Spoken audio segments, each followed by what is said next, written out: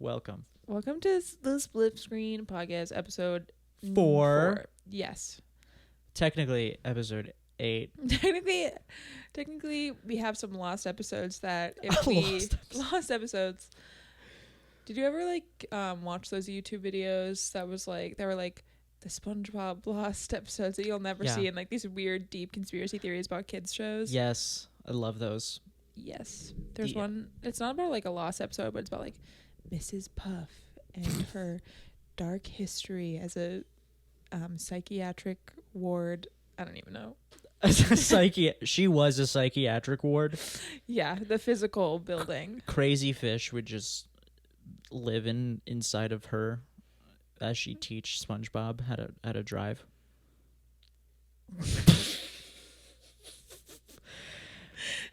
Wow.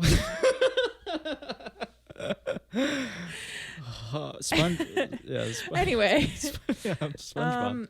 Drop a comment.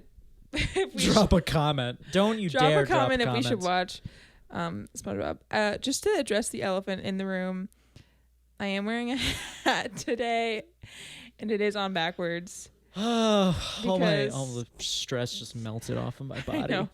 I know. It was really on everyone's mind. Why is Stephanie wearing that hat?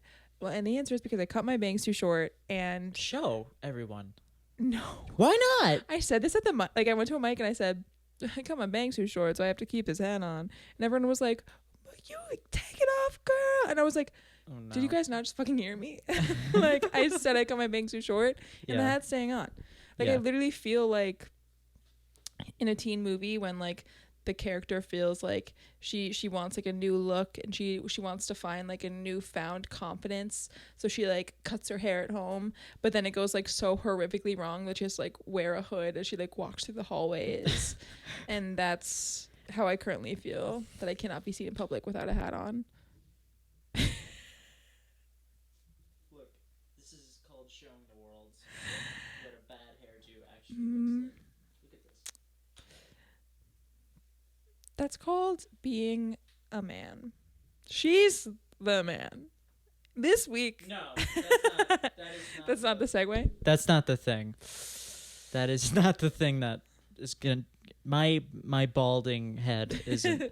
It's not the segue into she's the man. I feel like I'm gonna go bald slowly for like 40 years. I'm never gonna be bald. It's just gonna go bald. You never want to lean into it? What? You're not going to lean in, shave it off?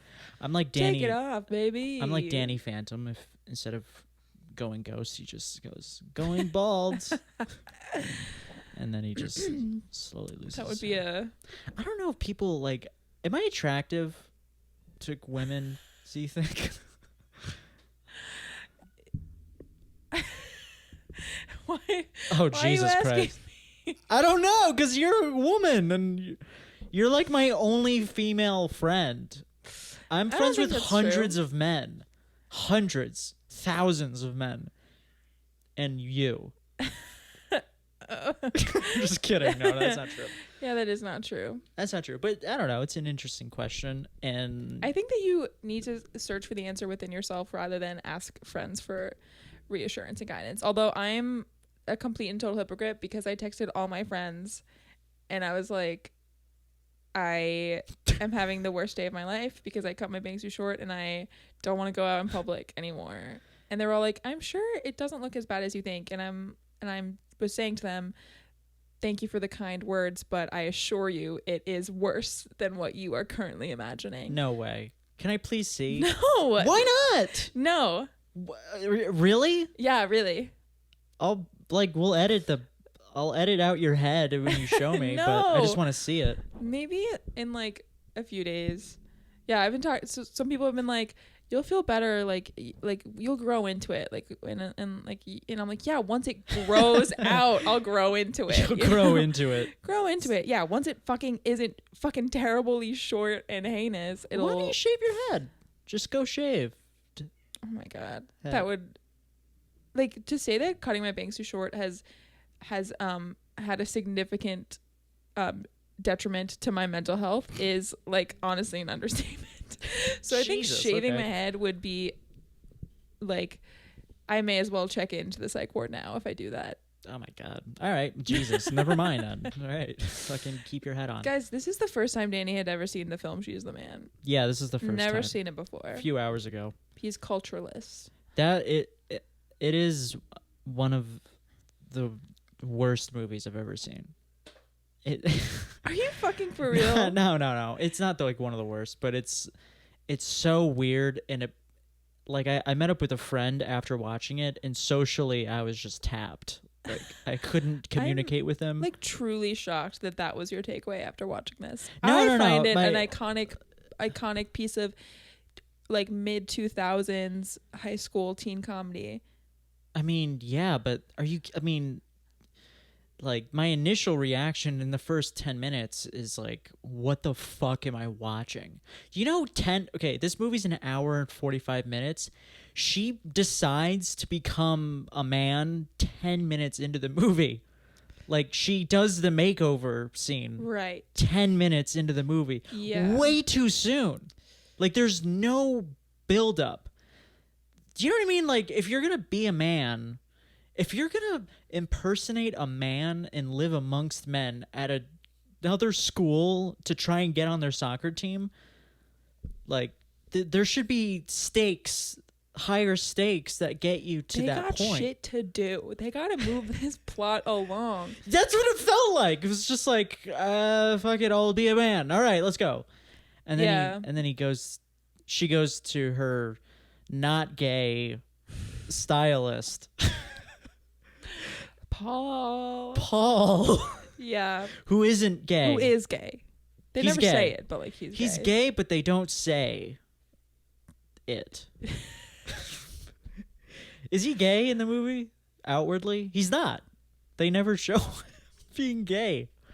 This reminds me of one time when I it was like middle school, like high school theater, like a community theater production, and like this girl in the cast was like, oh my God, I'm so excited, like my crush from school is gonna come see the show, because it was community theater. And then I remember like the guy showing up and like talking to him and saying hi, and I was like,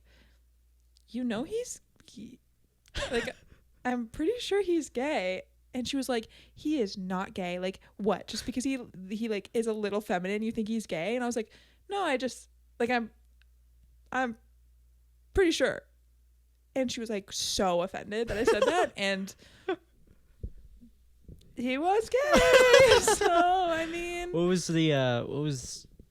the final like straw like that you found out? Oh yeah, no, yeah, he's gay. Him coming out as gay. Okay. But like I met him and I was like, oh. Yeah, it's kind of funny that's like a thing. You can't assume. I think that's less of a thing now. Like it's not really a thing now. Yeah, no. This was like, but people are like, you can't assume, and the response is like, yeah. Well, Well, when everyone met me in college, they were like, yeah, I thought you were bisexual, and for forever I was like, you are 100% bisexual. I don't even care if you're not. Like you are. Yeah. It took me a while to come to these conclusions for myself, whereas everyone else just like saw me for 5 seconds and they were like, yeah. It took me a long time to figure it out, though. It makes so much sense for you. To be bisexual? Yeah, why not? Do it. Try it. You know what, Danny? Just because you said so.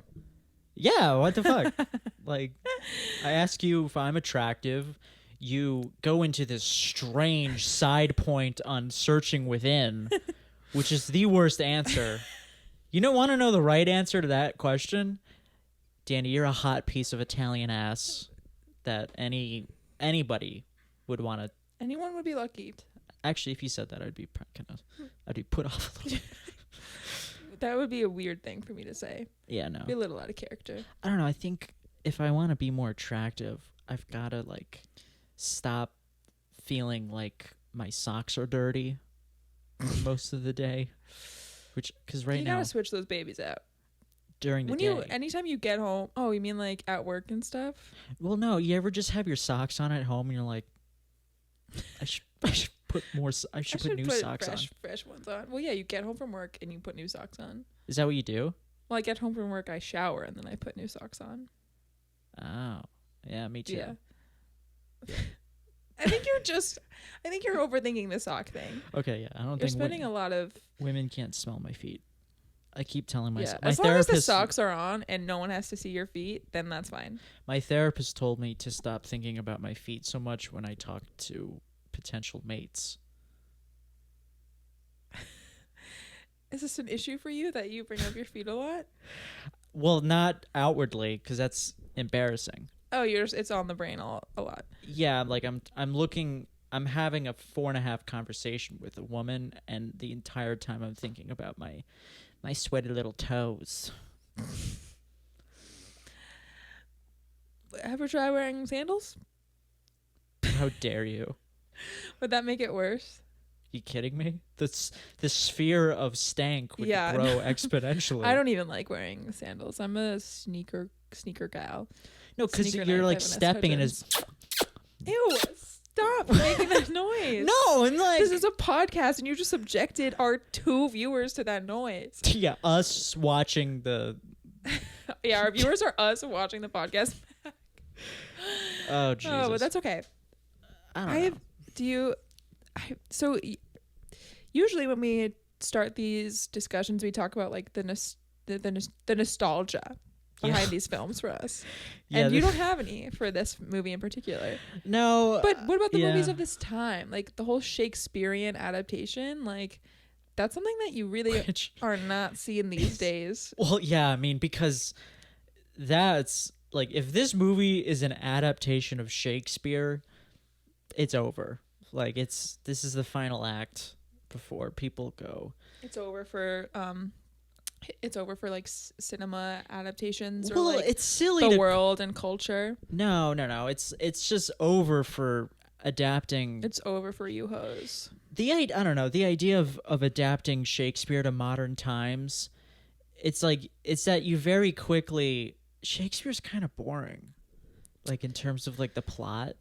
Like, cause you watch this movie and it's like, the plot's like, it's actually kind of clever. I it's a little clever. Really disagree. We're just gonna go out on a limb and say, Danny, you were wrong, and I was gonna say, I'm sure you have you're leading up to something. Go for it. Well, I was gonna say it's enough with the adaptations of Shakespeare. I think people need to cool it with Shakespeare a little bit. Romeo and Juliet. Oh God. The peak. Well, no, or Baz. I really don't. Luhrmann's. Okay, but to this point, I like Shakespeare adaptations that are like loosely adapted, because I love when I watch a movie and I'm like, it feels so Shakespearean. Like, I love an experience where you're like, the freaking drama here is timeless, classic, over dramatic. This doesn't come through as much in this movie, because I think it falls back on like the Amanda Bynes of it all. Yeah. In quite a lot of ways, whom love her, so I can't really complain. But her impression of a man will forever stay with me. I can't believe there's so many iconic lines in this movie that you got to hear for the very first time today. Yeah. Where she says like, and when I close my eyes, I see you for what you really are, which is ugly. Yeah, and then claps from the people. Everyone's like, yes, you just publicly shamed that woman. They're like they're all like so excited that they had a very aggressive public breakup, and everyone claps for the man. Claps for the man humiliating the woman in public. It's like what a child thinks adults act like. You know what I mean? Like, it's so fucking crazy how everyone behaves in this movie. Yeah. I hope haters come for you for the disrespect you're laying out on this film right now. Come at me. I don't care. Come at me, bro. But I mean, you have to agree that I don't hate it. I don't hate it. I did like 20 minutes in. Okay. I was like, this sucks and I want it to be over. But then it got it was like pretty clever. Like there's like a moment where Sebastian's loves Channing Tatum, Duke Orsino. Yeah, Duke. Which is like, get it? His name's Duke, but in the Shakespeare, he's a real Duke. Pick up on that.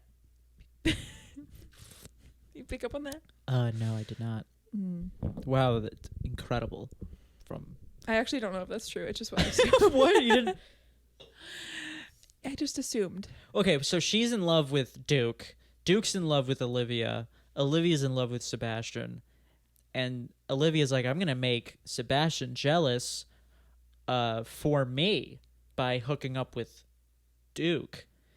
But by doing so, she's making Sebastian jealous for Duke for being with Olivia. Yeah. I mean, at that moment, I was like, that's funny. That's a little twisty twoo. Yeah, but then... Pause. What did you just do? What did you just say? I twisted. What? Just a bum. That was out of... That was like out of a novel. What, saying twisty twoo? I just smelled apple pie resting on a sill somewhere. What are you, 87 years old? Would you not describe that as a twisty twoo? What? No, I describe things like an adult. Okay? If I see a tomato I feel sorry that's for you red, that you What? lack the whimsy to say twisty. I don't lack whimsy, and stop always saying whimsy. You're always with the whimsy and the words. Like, you lack whimsy. What does that mean? Also, you're right. I don't walk around whimsically all day, okay? I'm a man, right? She's the man. Oh my gosh. I know you're taking a pretty strong anti-Shakespearean adaptation stance here, but like, just come up with your own thing. No. What? I like it. I think it's fun and silly, and I think it's a fun way to modernize old tales for a modern audience. But I also think on the flip side of it, Hollywood's gotten to you. Okay, but like I would take this to like some sort of like Marvel bullshit, like Guardians of the Galaxy 700, you know what I mean? Like at least it's something where they're taking a classic timeless tale and reworking it into something different. More so than like let's rehash the same old bullshit. I think it's a little bit different than that. I do think that. Yeah. But I do think this is tangentially unrelated to She's the Man, but it's more about Shakespeare adaptations themselves. Like modern day Shakespeare productions love to be like, but like what if they were different genders? Oh god. It's like an epidemic how often that happens. And often they do it with like little to no intent in making and saying anything real about gender. They were just like, wouldn't it be crazy if we switched them? Horatio is first off, I've seen it done well like a few times, but still anytime I think most of the times when a Shakespeare production is like, we modernized it, they have cell phones, like anytime there's like something like funky in there, I'm like, you guys can just like do Shakespeare and that's okay. Like you don't need to like do The Tempest with like about Hurricane Katrina. Like it's okay. Like it can just Have you seen that? Hurricane Katrina? No, but like you know what I'm like we can all just calm down. I also I agree. Yeah. In modern day Shakespeare movies, such as She's the Man, I also tend to like it better when it's loosely. Like I also love 10 Things I Hate About You, adapted from Taming of the Shrew. But like I always find it like really jarring and off-putting when it's like they're fully zeroed in on like their own language, their own script, and then every now and then they'll just like throw something in and you're like, what? I think this movie did it with most one ferociously line. And you're Olivia like, has one line in this movie that she says where I was like, okay, you can't do it literally once. Like it's just like, could you imagine like a high school Macbeth like adaptation where she's like gets into some like food fight. Someone throws like spaghetti at her, and then she like goes to the bathroom, and she's like out damned spot, like trying to get the tomato sauce out of her. Like, you just can't do that. Right. It shouldn't be allowed. Yeah. Unless you're gonna do the Baz Luhrmann thing where it's the where exact you just script. completely. I prefer that. Yeah, the Baz I prefer Luhrmann, that because I can pretend that I'm smart watching it. the Baz Luhrmann thing where you barely even make a movie at all, and It's just vibes. it's just so bad that anything you do is like appropriate because it's just wacky. It's gaudy and campy. I'm actually kind of a Baz Luhrmann apologist that I like. I like that his movies are like stylistically his own. I don't really go see his movies very often anymore, but I can't remember the last time I enjoyed one of his movies, but I do respect him. I mean, okay. Yeah. I don't want to like hate everything, but Yeah. Is this going to be the dynamic that has to be adopted on this podcast? no, I don't want to just hate everything that you like. But if that's the way it works. But if that's the way it's got to go. I think I like watching, like, I like to find the joy. I'm pretty cynical when it comes to watching movies. I think because I get annoyed with the current state of movies, that it's become very, very much motivated by money and greed, and it's really hard to find or like access like quality good indie cinema, more so now than like it had been. I think part of the reason why I like this podcast is that, I mean, it's not like we've watched like these like niche movies, but I still think like there was more of a space carved for like smaller stories than there are now. Like now it's like everything has to be like this big fucking blockbuster, and there's no room for like movies like She's the Man to the same extent anymore. Like, you don't see those movies now. Yeah. Even like No Hard Feelings with Jennifer Lawrence that just came out, like, it still kind of had like a kind of a big budget, or not a big budget, but like was still like a pretty expensive movie. Whereas in like you can make, you know, like a studio comedy and not do it on like a crazy dollar, or like have an indie comedy play in theaters and not have it be like have to be like some sort of crazy opening weekend. It's just the dynamic that we've set up for ourselves in movie making now, you know, makes me miss movies like She's the Man, because at least I can have fun watching it. Sure. Yeah, I don't know. I don't know if there's like a specific, I mean, I think at some point there's no specific demand for these types of movies to be made. No, like, I'm demanding it. Yeah, you're demanding it. I'm demanding it. But no one's like collectively demanding it. So they're not being made. I think if it would make money, then people would make movies like this. But I'm saying is that don't. People are motivated by money when they don't necessarily have to be. And I also think that you can still turn a profit if that's like, I mean, obviously that is going to be the priority for any producer, but like I still think it's you can make a profitable small movie. And I don't think anyone does that in the same way that they used to, especially.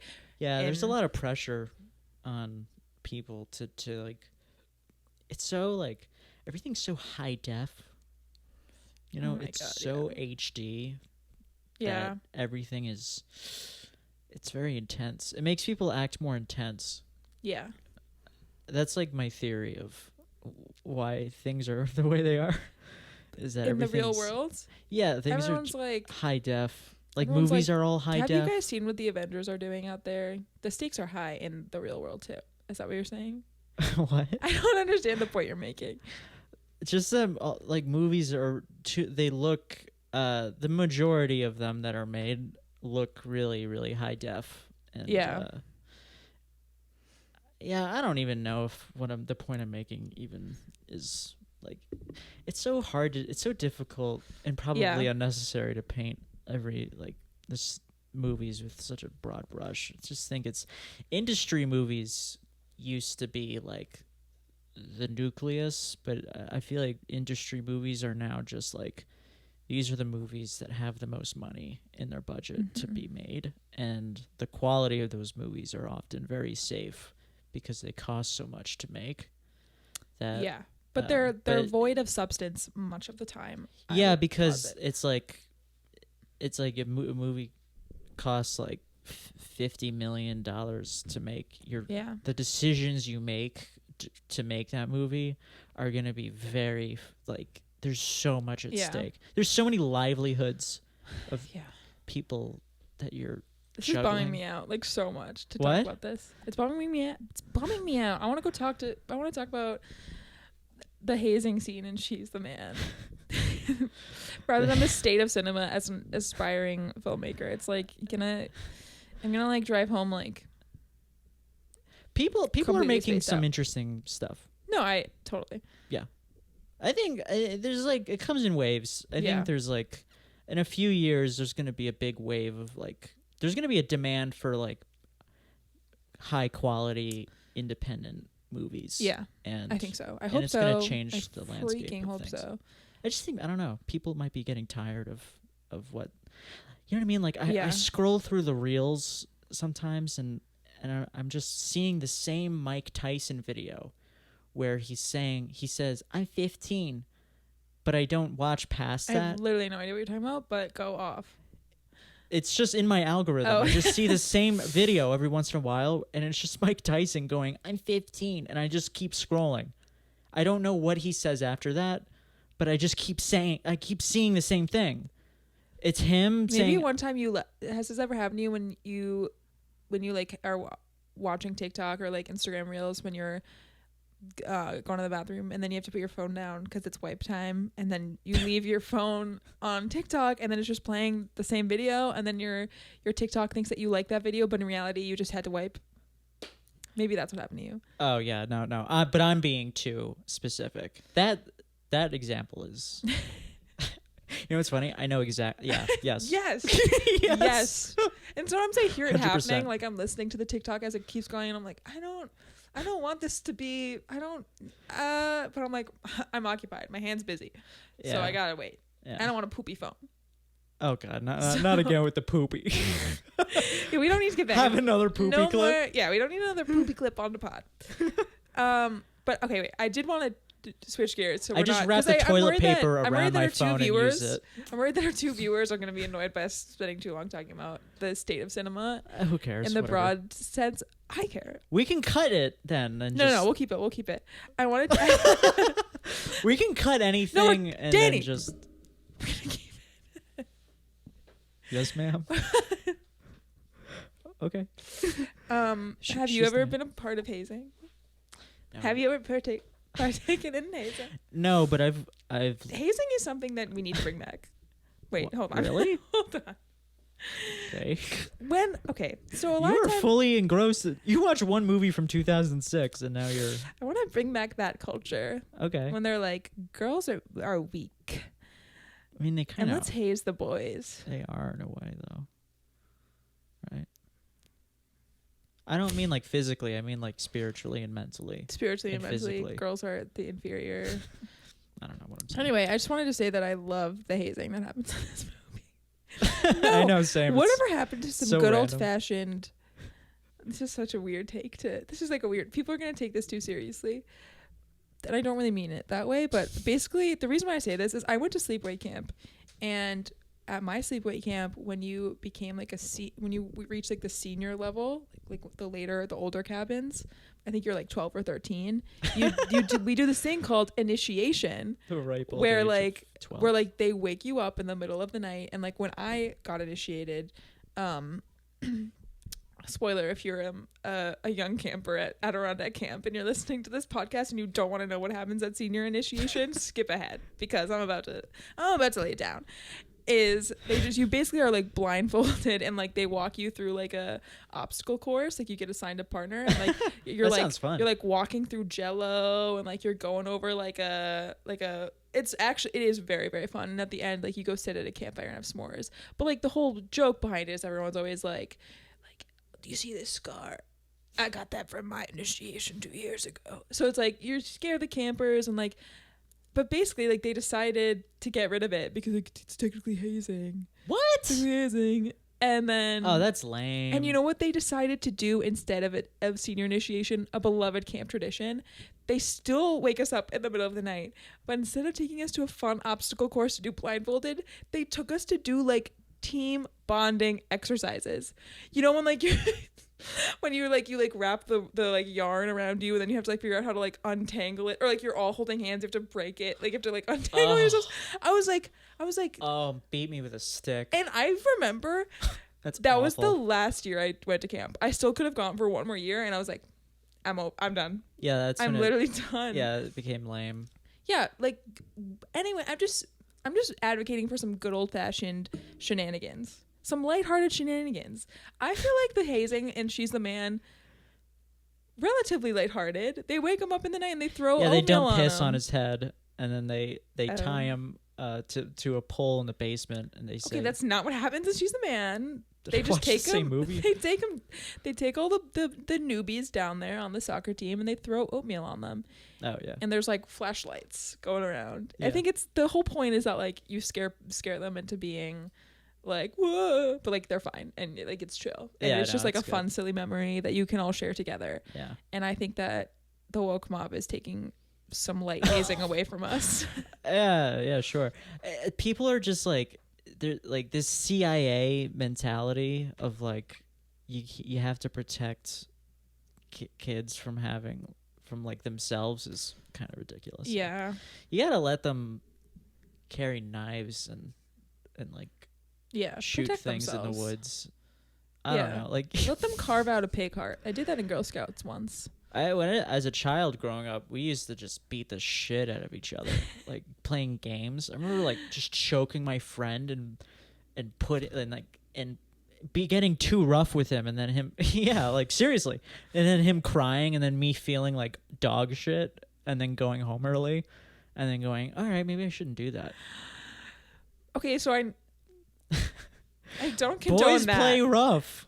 Yeah. We used to get fucking angry, and then like when playing would go too far, we would get too angry, and then it'd be like get serious. Yeah, I'm enjoying then it would be fine. The way you just said boys play rough, because I think that I actually did. I know for Juno, I didn't really do any research because I didn't feel like it, and nothing really came to mind as much watching Juno as much as just like But this movie, rife with sociological underpinnings, due to the gender of it all.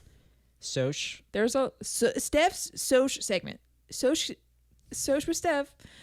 Guys, drop a comment if you think you know what I should call this segment. If you're Steph's old professor. If you're Sergio Cabrera somehow listening to this.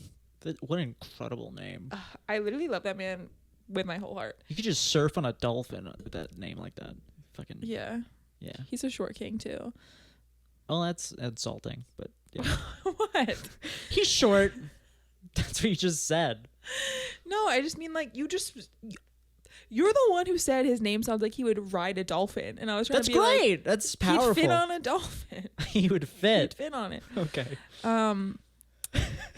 There's a line in this film, I forget exactly who says it, where while I'm certain it's meant to be a double entendre and not necessarily a look into, like, this movie's not trying to be, for a movie that it requires like gender swapping, not a whole lot of like genuine discussion about gender or like being gay. I mean, it's not like obviously this fucking 2006 movie wasn't going to do that, but it's like it's an inevitable part that comes with like reading into it further when you're high out of your mind. There's a line in the movie where the guy says, "Inside every girl there's a boy." Yeah, and then he's like, "Oh wait." And I know that it's supposed vaginas, right? Yeah. Right. But I like to think of it as inside every girl there's a boy, in the sense that I was a tomboy when I was a kid, and I like to play with Nerf guns. So I think it's fun to think about gender in that way. Yeah. Rather than in the way that this movie is honestly a little dismissive. Okay, wait. I remember as a kid I would play. As a kid I remember having my girl friends, not my girlfriends, but my girly friends. No girlfriends. Who I would just hang out with them one-on-one. The girly pops. Yeah, I had a friend Maddie and a friend Rachel, and I would hang out with both of them separately. Yeah. And whenever I hung out with Rachel, we were just like, I guess like just play pretend or something. Sorry. You're good. I'm going to pull up my notes as you continue to tell me the tale of Rachel. I don't know. We would just play like video games and shit. I don't know. There was really no like gender type of playing going on.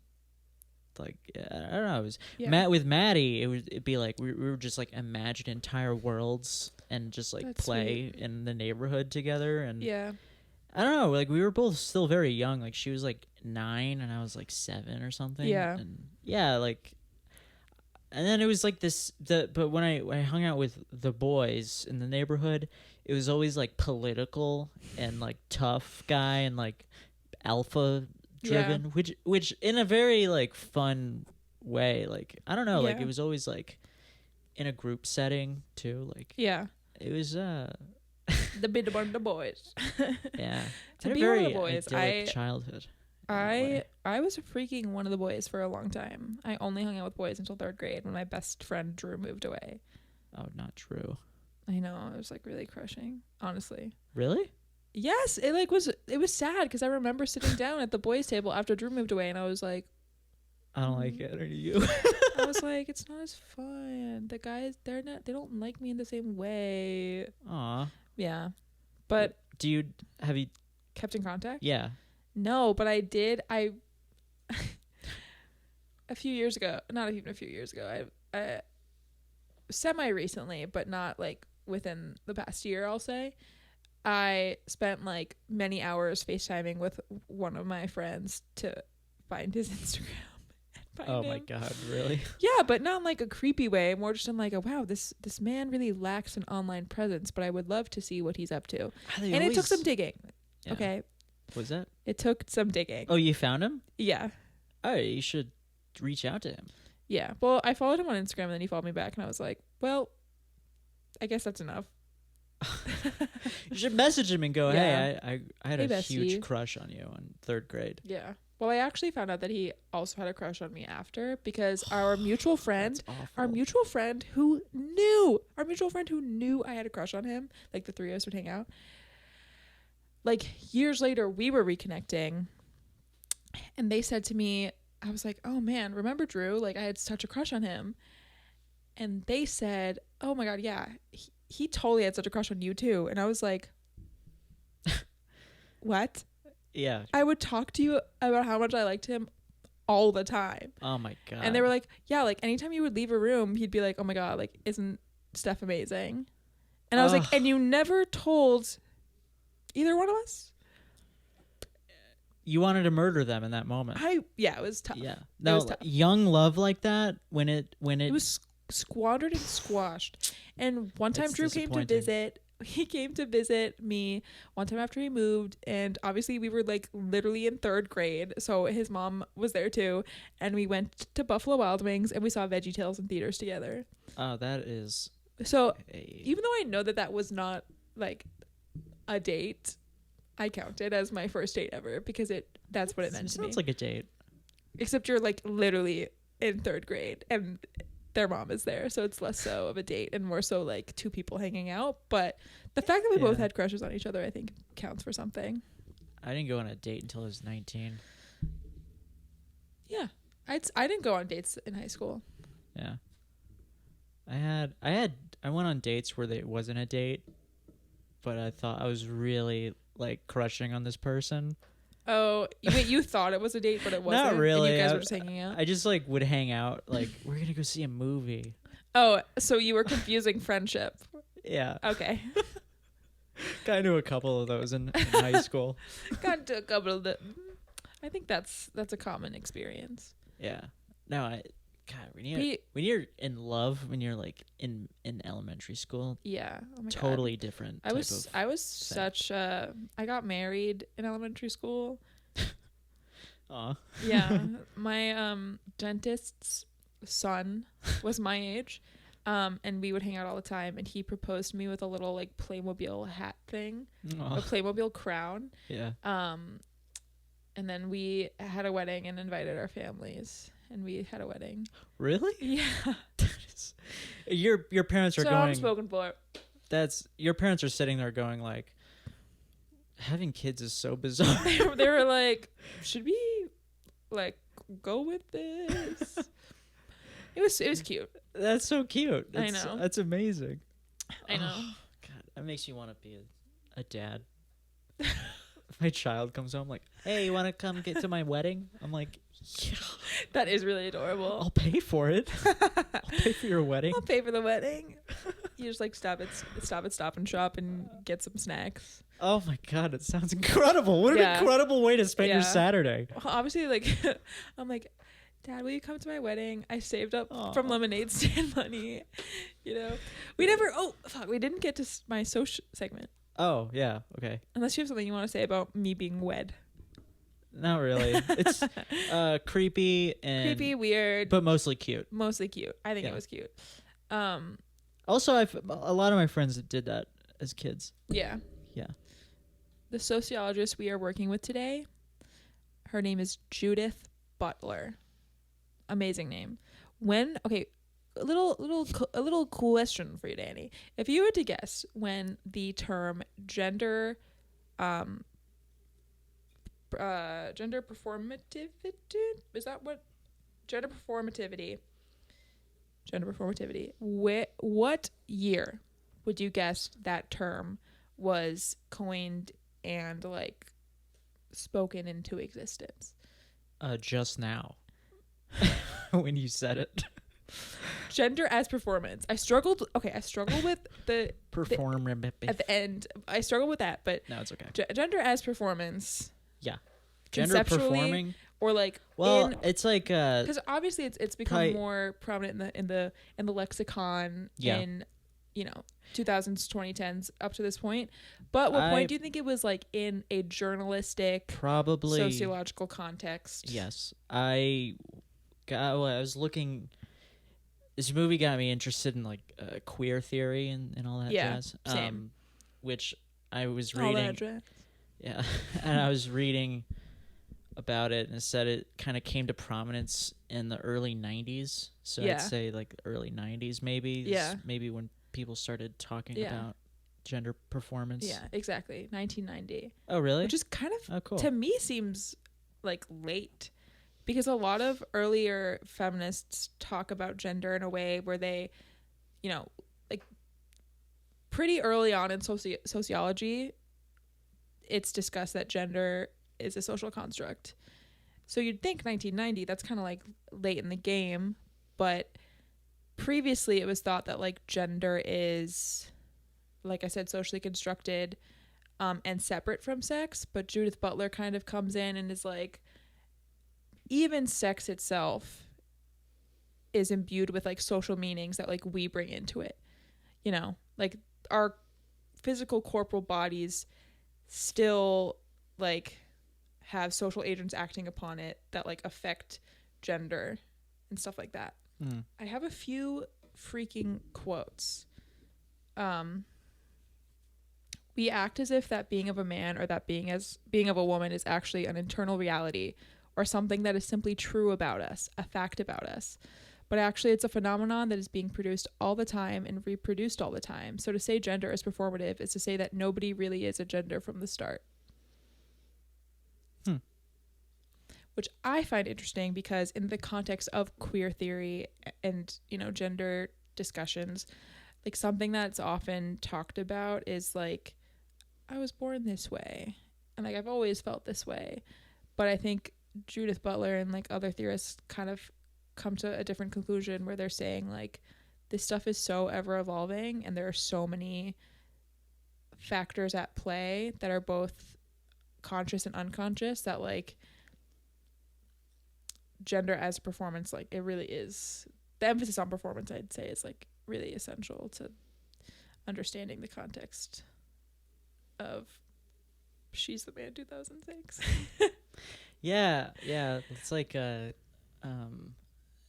feels like society is like it kind of creates grooves that makes it kind of easier to perform, for people to perform as a certain type of man or a certain type of woman. Yeah. And it might not be anything literally, like anything that actually exists. It's just like the things that do exist are like the positive space of like culture and like it's like the cultural fodder. It's like the thing, like cultural things that are like, it's like creates positive space. And then in the negative space, it's where people kind of fall into. So like the idea of a man, this idea of a man makes living this type of life easier and leads to more happiness than if you were to kind of stray and kind of go into the woods, where it's like you might feel a certain degree of freedom, but it's kind of directionless and it's kind of scary, and you're a little alone. Well, like men stand to benefit from like following more of the patriarchal standards, like adhering to masculinity in a traditional sense. Hypothetically reaps benefits in like a social capital context, but is to the detriment of the individual at the end of the day, I'd say. I think like a lot of men can lead the track of like a classic male life can be quite lonely. And so like a lot of men kind of wish to break free of that, and they can't, or they feel like they can't, or it's like it's hard, but like it's grooves, and I don't think the way people speak about it, it's like people like you're performing as a man, like you're performing as a woman. Like, it's like how good are you at meeting those standards of the gender ascribed to you? But like people probably just can't even help it. Like they just shaped they're just shaped to behave that way, and that's kind of in any culture. You're kind of you're kind of just shaped. There's a lot of it that feels really natural. Like when I was my ring hit the mic and it echoed, but when I was reading the Judith Butler stuff, a point that was brought up, I don't know if it was directly by her, from like another article I was looking at that was talking about her theories, something like a firm handshake and like the context of what that means when it comes to masculinity. It's like sometimes you only pick up on a handshake being like weak or limp, and that is when you become aware of how gender is imbued into it. And like other than that, like you're not thinking about it actively all the time when you're shaking someone's hand. But like it's crazy that like a handshake is something that we like inflect with meanings about like your gender identity. But it's also fun. Like sometimes like I have like guy friends where I'm like, sup bro, and then we can like, you know, and like I only greet them that way, greet those specific guys that way. Like I do that with like my broiest of guy friends.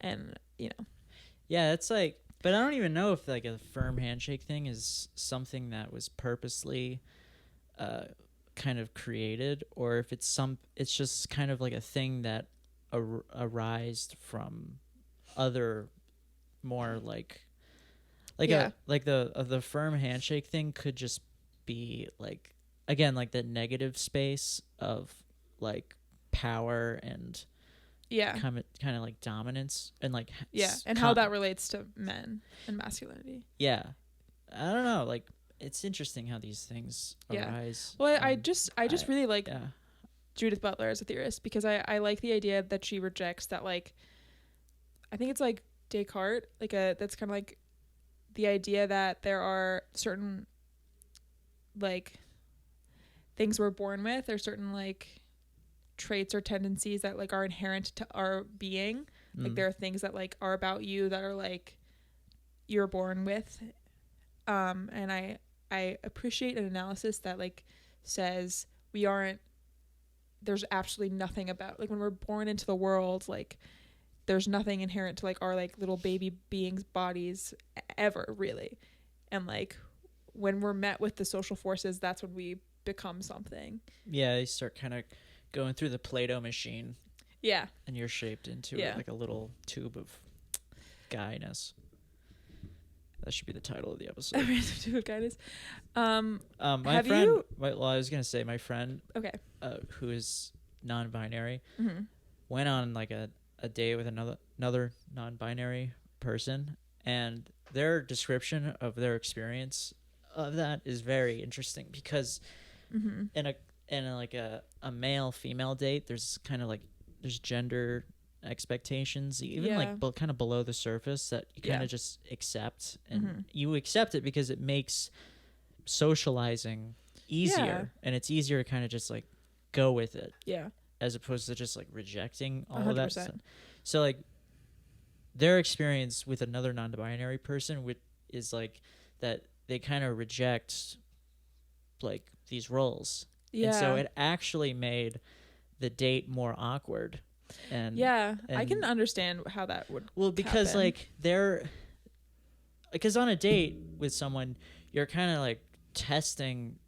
I mean, you either connect with that person or you don't, and like social norms and stuff exist to kind of provide a cushion between like like maybe you don't fully connect with this person, but you're still gonna have a nice time because you're doing these things that you're supposed to do on a date, and both of you can just enjoy that experience. But when you take all that stuff out, you're kind of just left with each other's essences, and if it doesn't vibe, a person's essence is a lot to take in on one go. It's like you have to discover sometimes it's nice to be able to fall back on the traditional senses of who you are. That was their particular experience. I've always thought that was kind of interesting. When I meet someone and they can be like, women be shopping, so therefore one thing about Steph is we could go shopping. I don't even know. I don't know. But you like to shop till you drop dead? Women be shopping. Yeah, sure. I would love to drop dead. Okay, wait. She's the man. So I was. Would you agree? Go ahead. I was looking at a Reddit post, and someone described this movie as heteronormative people trying to explore their gender. I know. Well, this is like the closest they get. I heard that Amanda Bynes, when I was like looking into this movie, that Amanda Bynes had a really hard time watching the movie back because she really didn't like seeing herself that way. Really? That like seeing her, like it was really like hard on her, which to see like which makes sense. I mean, maybe in another world someone could have. I'm sure people watched that movie and they were like, "Whoa, like cool," Yeah. Amanda Bynes as Sebastian has T-boy swag in this film, undoubtedly. Have you heard that phrase? No. That is a crazy thing to say, and for you to not know what I'm talking about. T-boy swag. Okay, I did do research on this because I didn't just want to like pull it up out of nowhere. Well, congratulations. I did kind of just did. I just dropped that Amanda Bynes has T-boy swag and she's the man, and then what does that mean? Almost didn't elaborate. Okay, I also have a quote from this. This is from a Georgia Public Broadcast contributor, Rihanna Cruz. Rihanna Cruz, I'm not exactly sure, defines T-boy swag as: it's an embodiment of a certain je ne sais quoi that is not rooted in the physical nor in the practice. Don't je ne sais quoi. But rather in the recontextualizing of certain masculine entities through a self-recognizing frame of mind. It's about like taking traditionally masculine spaces and like a lot of people say that Justin Bieber has T-boy swag. It's just about like having like a certain like essence about you. It's not necessarily, I think it's like a way that transmasculine people and non-binary transmasculine people can like, reclaim ideas of masculinity in a way that doesn't necessarily have to like adhere to like, like the like, okay, so you pass and like you seem like you're like a bro-y guy. Like it's Amanda Bynes' way of doing that in the movie is to talk with a country accent. Hey everybody, she went like all out cowboy. I know. It was bizarre. It's her insane that accent. No one in this movie is ever like, you're a woman. Like, look at her dead in the face and go, you're a woman in front of me right now. It's surprising to me that I mean, I guess maybe like it's hard to watch this movie back and like not take it out of a 2023 context, because I think anyone would, if this was a real situation a current high school student found themselves in when they got a new roommate and they saw that they had a tampon box, they'd be like, okay, like my roommate is trans. Like they wouldn't be like, oh yeah, they wouldn't be like, why you got those tampons, bro? It's for nosebleeds. Yeah. I think that this movie wimps out on like a queer reading or like any sort of understanding of, but it's 2006, so you can't really fault it as much for that. I just was so excited to watch this movie so that I could like talk about gender as performance, but there's so many moments where they like wimp out on it, and they're like when they have that whole scene on the soccer field when the headmaster stomps out and goes like, "This is a boy," and it's when they've actually swapped back and it is the real Sebastian, and he's like, or he says, "This is a girl," and Sebastian goes, "I'm a boy," and then he like pants himself. Yeah. And then everyone's like looking at his like teenage body, including his father, and goes like, "Nice," which is insane. There's a lot of, my son has a nice cock. He's like, he literally says that he's proud. I'm proud of my son's cock. Yeah, and there's also like, you know, Channing Tatum and Amanda Bynes. Amanda Bynes like really advocated for Channing Tatum to be cast in this movie, and all of the casting people and whatnot said he's kind of old, because Channing Tatum was 26 when they made this movie, and Amanda Bynes was they were in college, still a teen. I'm pretty sure. Oh. And she was like, no, I think we should really, honestly, good for her. She was like, we should really cast him as my love interest. I think it'd be so fun if we cast this super hot hunky 26-year-old as my love interest, guys. Don't you think we should do that? I do like all the stuff when she's at the debutante where she's like, I'm not like this. Yeah. I don't know. It's just, well, they go so extreme with like her mom. Like, yeah. They're like, what's the opposite of a tomboy? Big old frilly dresses. Like, yeah, like that's the Shakespearean part where it's like, what the fuck are they doing? Why is this necessary? Okay, sorry, this is completely unrelated to anything gender-wise, but I would be remiss to not bring it up, and I know that we're getting low on time. What the freak is with high school teen movies and soccer? I don't know. Why? Like, why? I don't know. It's soccer. Like, I know that it sucks. I know that soccer is supposed to be an international sport and that it's beloved across many countries and is known as football in many of those countries. But soccer is like not really all that entertaining. Even when like there are supposed to be cool parts in the movie where like Channing Tatum is unnecessarily doing like little flips to like, it's like they're like on the wire. It's like they're really losing time. They gotta like score a goal, and Channing Tatum is like, let me like dribble the ball in the air real quick and do a backflip. Let me be a real showman about it. While my team is out there rooting for me to succeed, let me just do a backflip. And that's fucking selfish. He's a narcissist. He's a man. I don't know. I really got fired up there. Something about that moment in the movie, I was like, dude, that doesn't even look nearly as cool as you. Like, could you imagine if you were like going to see a sports event at your school? Yeah, and you're performing badly, and you're like, guys, like, we gotta pull it together. It's a freaking big game. Yeah, and like the fucking jock dude was like, I could score it if I do a backflip. I'd be like, man, like give me my free other ticket stuff back to do. Yeah. Teen movies love soccer for absolutely no reason whatsoever. 10 Things I Hate About You, Bend It Like Beckham, another movie that could be way gayer than it actually is. Have you seen that movie? It sounds pretty gay. Bend It Like Beckham. There's like a movie in it where like there's a part in the movie where one of the characters, Keira Knightley's character, has like a short sort of like boyish look, and another character has a crush on a guy who actually has that sort of haircut. Mm-hmm. And then I guess like her mom or something sees them kissing but thinks it's Keira Knightley, and it's like, oh, lesbians. And she's like, Mom, I'm not a lesbian. And like it's one of those another like big clapping moments when you're like, why are we clapping for this? This feels worse, you know? Yeah. I don't know. But the word lesbian doesn't enter this movie. Nor does the word gay. It's not. It like anytime this movie gets a little gay, they're like, whoa, whoa, whoa, whoa, whoa, whoa.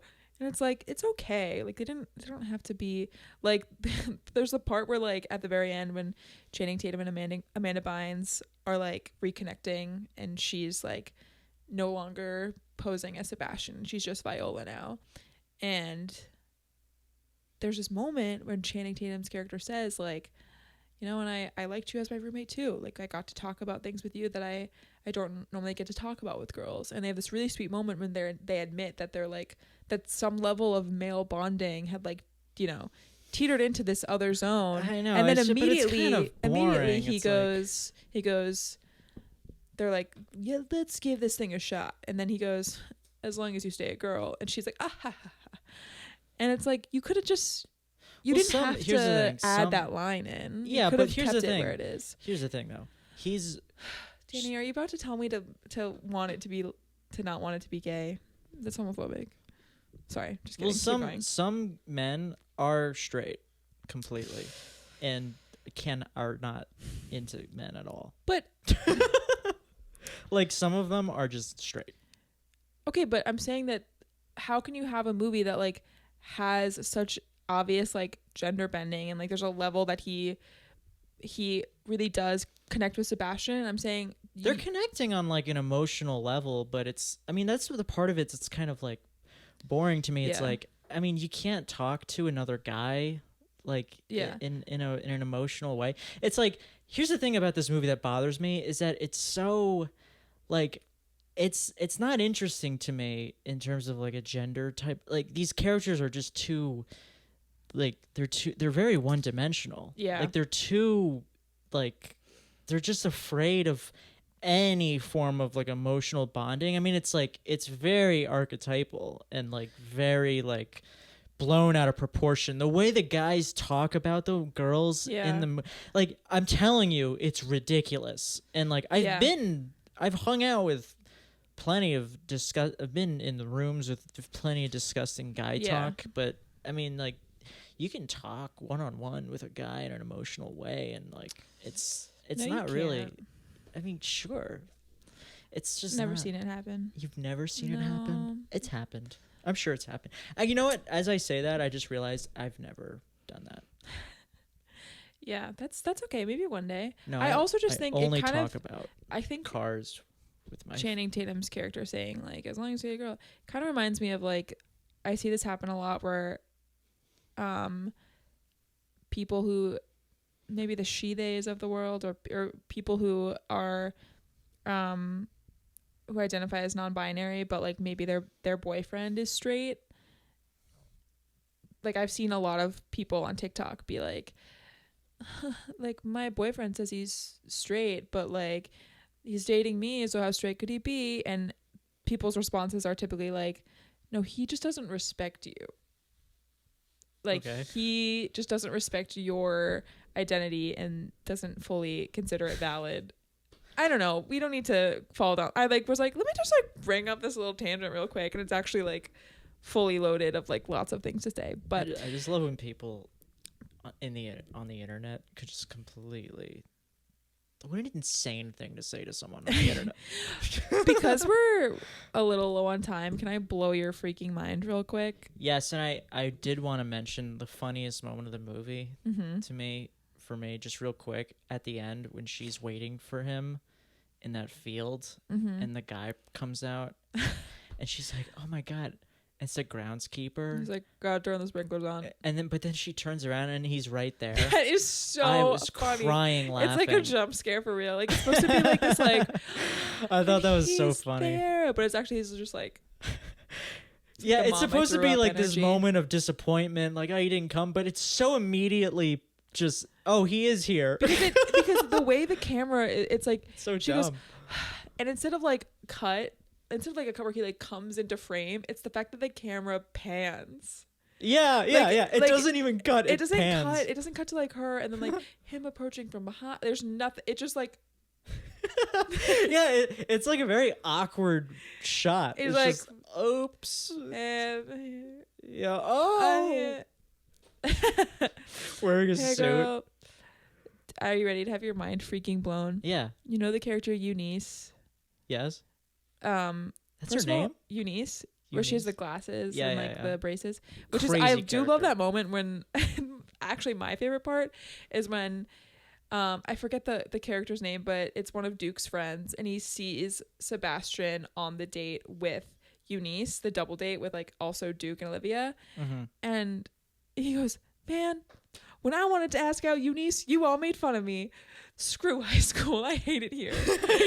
I'm like, it's perfect. Yeah. But the thing, okay. That's the Eunice, moment I realized this took place in high school. The actress who plays Eunice. Do you remember the punk receptionist in Juno who's playing the DS? She's playing the DS at the Planned Parenthood. Oh, that's... Same actor. Really? Yes. Go figure. Wow. Really multifaceted. that she can like pull out both ends of the girlhood spectrum. Those are the two ends of the girlhood spectrum. I would not calculate. Dorky with glasses and punk receptionist at Planned Parenthood. No, this is like Alien on cocaine trying to be... I don't even know who this person is. She's like... Eunice. Yeah, Eunice is...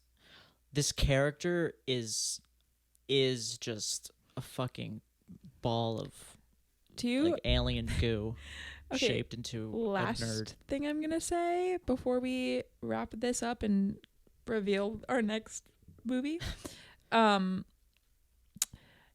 Whenever there's a character in a movie where it's like this ugly fuck, I always immediately go to their IMDb to look at their headshot so I can be like, okay, so ugly in real life?